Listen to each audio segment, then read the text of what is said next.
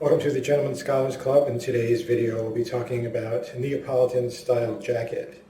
Now, when most people think of a suit jacket or even a sport coat, they imagine more of a traditional and quite formal garment, what would be considered traditional British tailoring, with a strong padded shoulder and a lot of structure.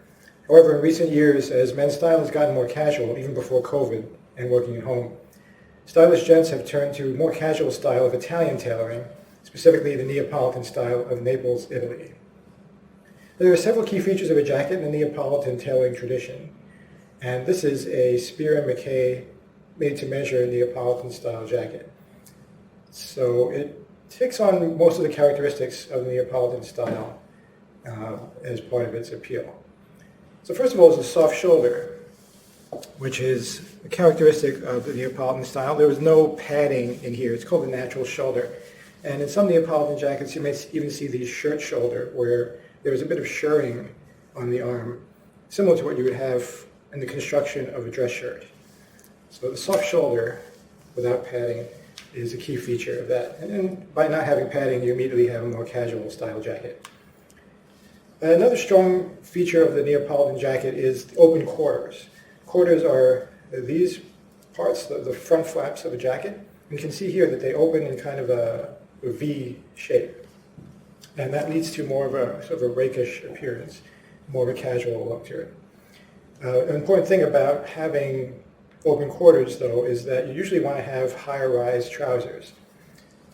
So these are fairly high, and the reason is once you have open quarters, there's a chance of exposing this portion of shirt, which is not supposed to be shown in a traditional style, according to traditional style rules.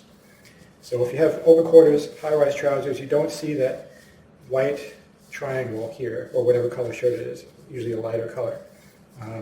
So high-rise trousers, higher-waisted trousers are usually essential to make the open quarter look really look good. Another key aspect of Neapolitan jackets is a 3-roll 2-button style. That means there are 3 buttons. One, second button is buttoned, and the third button here. But the top button is rolled back. It's pressed under the lapel, so it's not seen. It's never closed either. So you always button this second button, or middle button, in a 3-roll 2 construction. Bottom is never buttoned either. And what that does is it lengthens the V-line, or the buttoning point of the jacket, which gives you more area here to show off your shirt or tie. And it just has more, it creates more of a sort of a roll or belly under the lapel, as you can see there, which gives it more of a curve or a line, which again has that certain panache of Neapolitan style. Our Neapolitan style tends to have a larger lapel, wide lapel, you can see here, and the gorge, which is generally defined as the notch, but really where the lapel meets the collar. There's a collar, the collar of the jacket is up here, and this is the lapel. So the gorge, which is essentially the notch, is fairly high up on the shoulder. You can have low gorge lines or low gorge placement, which could be down toward the chest, or higher gorge placement, which is up toward the shoulder.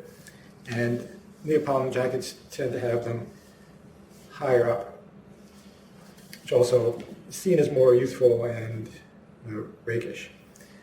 Neapolitan jackets tend to be shorter overall compared to British tailoring. The general rule is you always need to cover your rear with the flaps of the jacket, but Neapolitan jackets tend to be shorter. And having open quarters at the front actually creates an impression of the jacket being shorter in the front, because there's less fabric, less material up here in the front. So by having this sort of flyaway appearance, the jacket does tend to look shorter, but Neapolitan jackets tend to be shorter overall, in addition to that impression. What this does is essentially elongate your legs. When you have a jacket and trousers, the jacket defines the upper body, defines the length of your torso, and the trousers define the length of your body up to your waist. By having shorter jackets and open quarters, the impression is that your legs are longer. This may be because demographically men from Naples tend to be shorter, and that creates an impression of longer legs.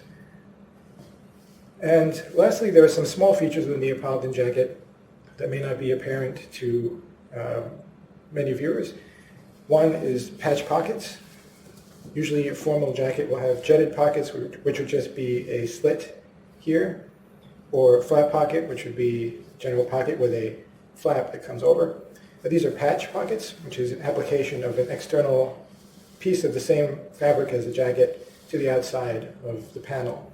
And this is also more of a casual style, which leads it to have more versatility. It's not so much a business of formal, it doesn't apply so much to business of formal use, more for casual usage. And then lastly, there's the marquetta pocket. So for the breast pocket on the jacket, there's a curve, marquetta meaning a little boat, and it's supposed to resemble a little boat, and it's definitely a characteristic of the Neapolitan style.